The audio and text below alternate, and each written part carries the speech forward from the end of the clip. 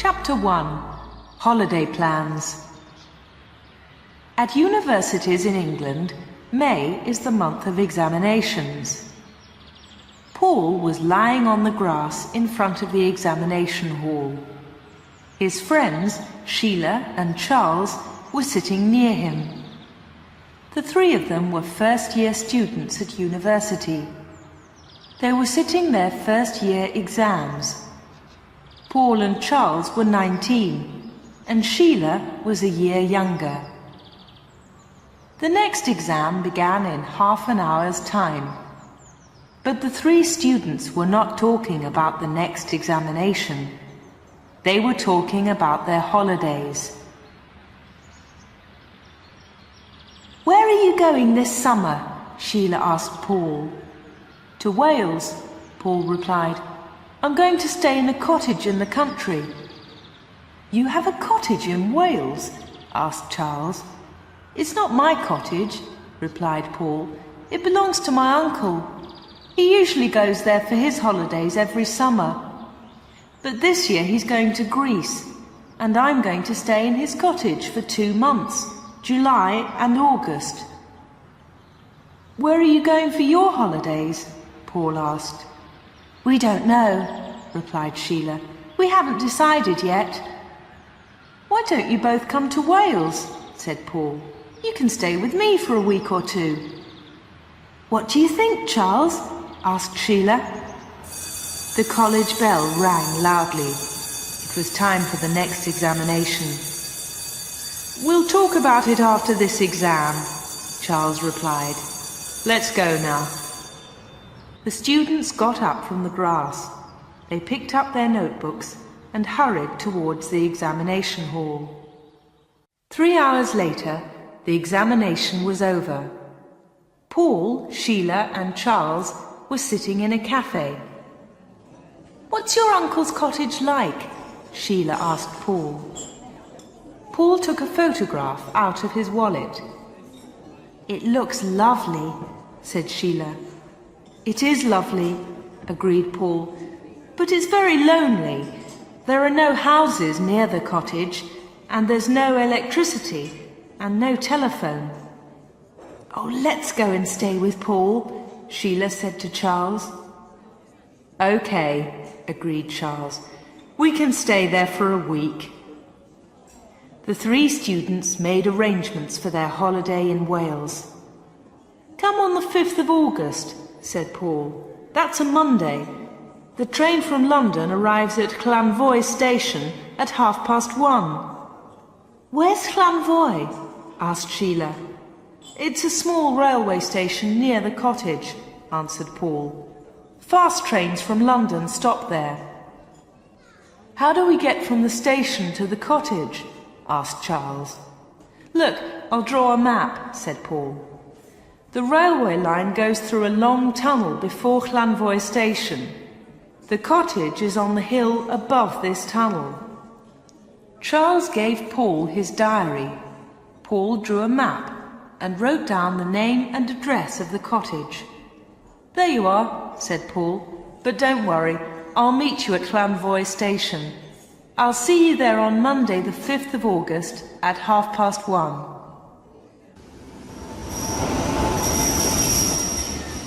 It is the 5th of August.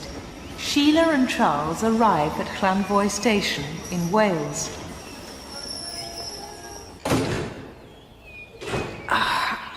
Here we are, Llanvoy. "Where's Paul?" "He's late." "Let's walk to the cottage." "Oh, he'll be here soon." Just then, a soldier walked past. "Excuse me, is there a cafe near here?" Yes, outside the station." "Charles, what's in those bags?" "I don't know." Chapter 2. A stranger at the door. Sheila and Charles went into the small cafe. There was a young girl behind the counter. Sheila went up to her. "Has a young man been in here this morning?" asked Sheila. "Soldier," asked the young girl. No, not a soldier, a student, replied Sheila. Oh, we see a lot of soldiers here, said the girl, but no students. Charles asked for 2 coffees. He sat down with Sheila at a table near the window. Paul's forgotten about our visit, he said. We'll have a coffee, then we'll walk to Hilltop Cottage. They sat at the table and looked out of the window. Some soldiers were loading bags into the lorry. Other soldiers were standing on guard. The girl brought the coffees. What's in those bags? Charles asked her. Banknotes, replied the girl. The money comes from London by train. Then the soldiers take it to a large army camp near here. What do they do with the money? Sheila asked. I don't know, said the girl, and she walked away. They're probably old banknotes, said Charles. After some years, the government destroys old banknotes and new money is printed. The money in those bags will not be used anymore. Charles and Sheila waited in the cafe. Paul did not come. It was now after 2 o'clock. They left the cafe and walked to a crossroads. Charles looked at Paul's map. Sheila pointed to a signpost. That's the road to Barcony, she said. They pulled their rucksacks onto their shoulders and walked along the road. It was a very hot day.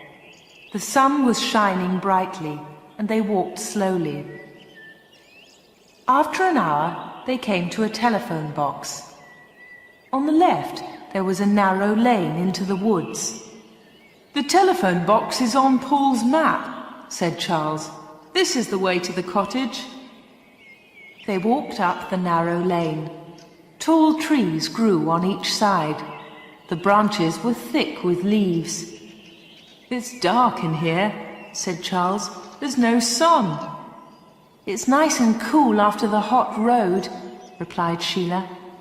Anyway, Paul's cottage is higher up. It'll be brighter up there. They walked farther up the steep, dark lane. I don't like this place, said Charles. It's too dark. What a place for a holiday. Oh, come on, said Sheila. Sheila and Charles arrived at the cottage.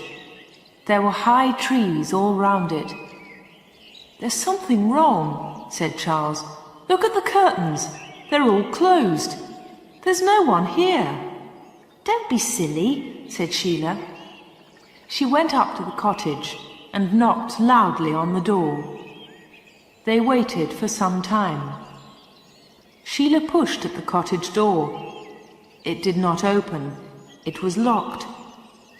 Paul? Shouted Charles. Paul, are you there? There was no reply.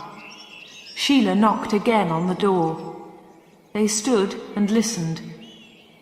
There's someone inside, said Sheila. I heard a noise. Listen. They both stood in silence. Someone unlocked the door. It's Paul, said Charles. Why is he taking so long? The door slowly opened. A tall man with a beard stood in the doorway. He was about 40 years old. Sheila and Charles did not know him. He was a stranger. Who are you? Asked the stranger. What do you want? Chapter 3. Paul is here. Sheila looked up at the tall man. Is Paul in? She asked. Paul? Said the stranger. There's no one here with that name. You've made a mistake. The stranger slowly closed the door. But this cottage belongs to Paul's uncle, said Sheila. We saw it in a photograph. It was another cottage in your photograph, said the man. It wasn't this one. This cottage is mine. I live here. The man was becoming angry. You've made a mistake, he shouted. I don't like visitors here. Go away. The door closed with a loud bang. Sheila turned away from the door. She saw a piece of paper under a bush. She stopped and quickly picked up the paper. "We've made a mistake," said Charles. "Paul isn't here. We've come to the wrong cottage. Let's go back to the road." They walked back down the lane. After a few minutes, Sheila stopped. The cottage was now behind the trees. Sheila opened the piece of paper and looked at it in surprise. "We haven't made a mistake," she said to Charles. "Look at this."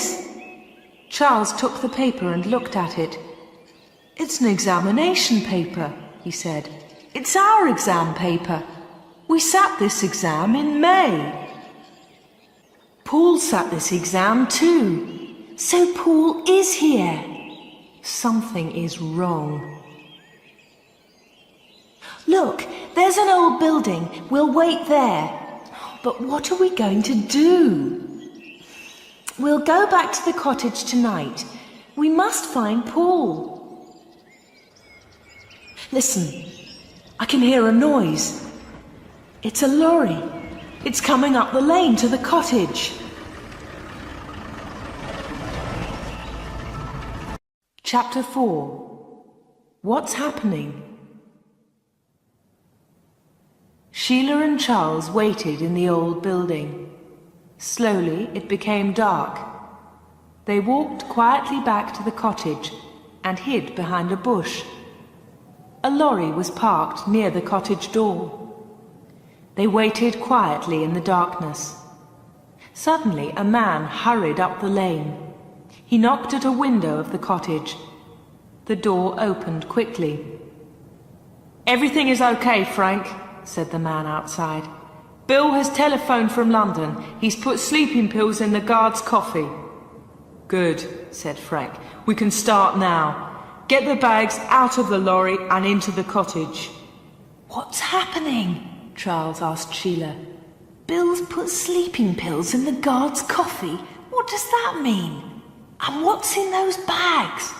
"I don't know," said Sheila. "Listen, they're talking again." "What about that young man?" one of the men asked Frank. "We'll leave him in the upstairs bedroom," Frank replied. "He's tied up tightly. He'll be found tomorrow. By then, we'll be far from here." "Paul's in the cottage," Sheila whispered to Charles, "and he's a prisoner." 4 men carried all the bags into the cottage. They closed the door behind them and locked it. "Paul's in one of the upstairs bedrooms," said Sheila. "We must help him." "How are you going to get into the cottage?" asked Charles. "They've locked the door." "I'll climb up onto the top of the porch," said Sheila. "Then I'll get in through a window." Sheila and Charles waited for half an hour. Then they walked up quietly to the front door. There were no lights in the cottage. "Help me up, Charles," said Sheila. Sheila stood on top of the porch. She reached up and pulled at the window. It opened slowly and made a loud noise. Sheila waited for a few moments. Nothing happened. She opened the window wide. The curtains inside were closed. She opened them carefully and climbed into the bedroom. In the dark room, Paul was lying on a bed. He was tied up tightly, and there was a gag over his mouth. Sheila quickly took off the gag. "Shh," she said. "Don't make a noise. There are some men downstairs." "It's all right," said Paul. "They won't hear us.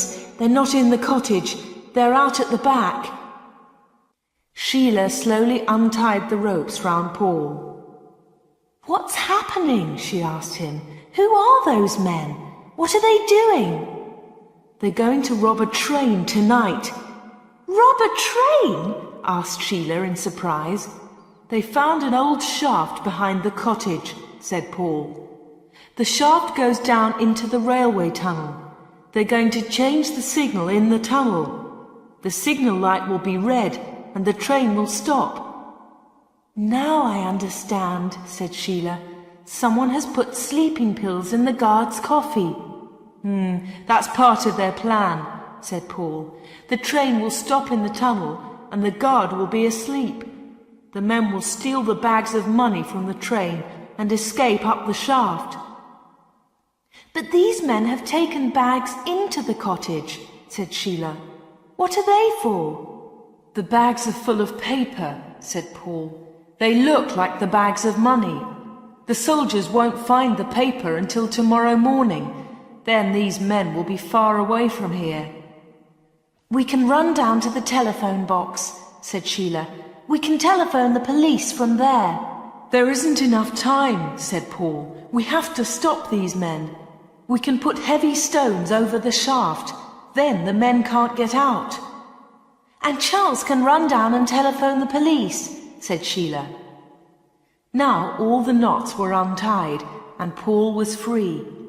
They climbed out of the window. Charles was waiting for them in the darkness.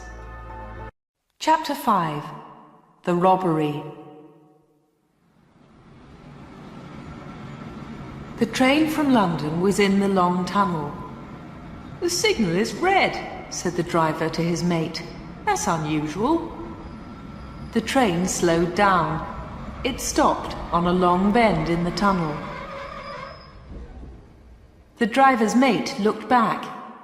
The end of the train was out of sight. What about the money in the guard's van? The mate asked the driver. Don't worry, replied the driver. Pete's a good guard. The driver watched the signal. It was red. The train waited in the long tunnel. Frank and his men were in the tunnel. They were waiting at the bottom of the shaft. The train slowed down and stopped. The guard's van was in front of them. Frank quickly climbed up. He opened the lock on the door of the guard's van. He looked inside. It's all right, he said to the others. The guard has drunk the coffee. He's sleeping. Frank threw down the bags of money. Throw up the bags of paper, he told his men, and move quickly. We haven't much time. A few minutes later, Frank and his men were at the bottom of the shaft. They were carrying the bags of money. Get up to the cottage, Frank said. I'll follow you in a moment. The signal changed from red to green. The train moved towards Llanvoy station. Good, thought Frank. The plan has worked. At the top of the shaft, Sheila and Paul were working fast in the darkness. There was a heavy iron cover at the entrance to the shaft. They pulled the cover over the entrance and put some heavy stones on top of it. The first of Frank's men reached the top of the shaft.